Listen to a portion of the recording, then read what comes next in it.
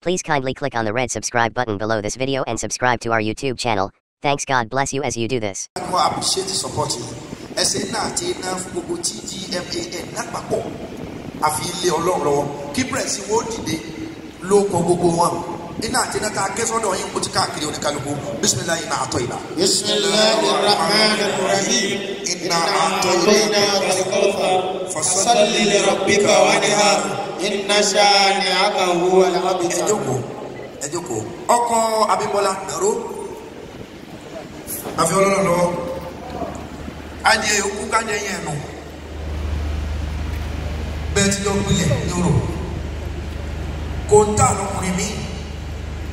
obìnrin lọ́fẹ́ kò fẹ́ ọmọ ẹ̀ ọ̀dọ̀ wọ̀nyọ̀ Ọlọ́run ní kọ́ ìṣẹ́ o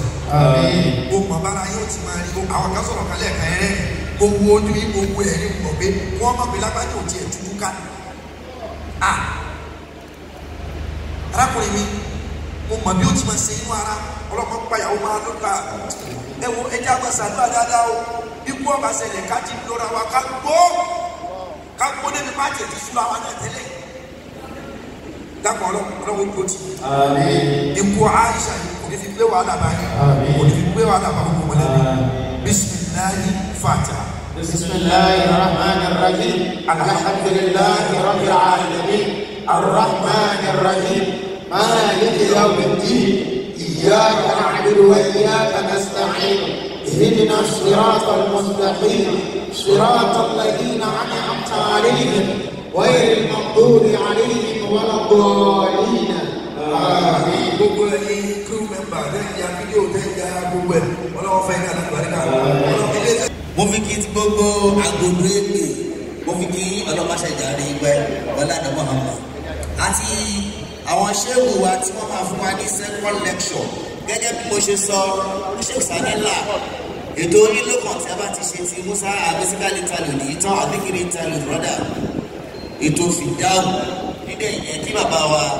Sheikh Salati kí wọ́n máa gbáradì fún second lecture bóyá bismillah àbíkiri láti ẹnu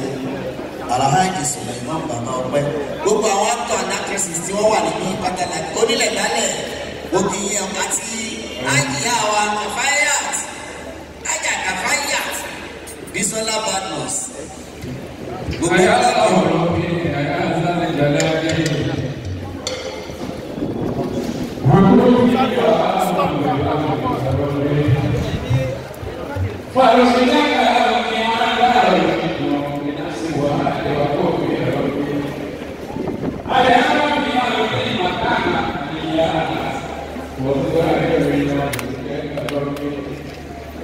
Báṣe pẹ́ lọ́nà ìkọlù, àwọn àgbáyé ti ń kókó.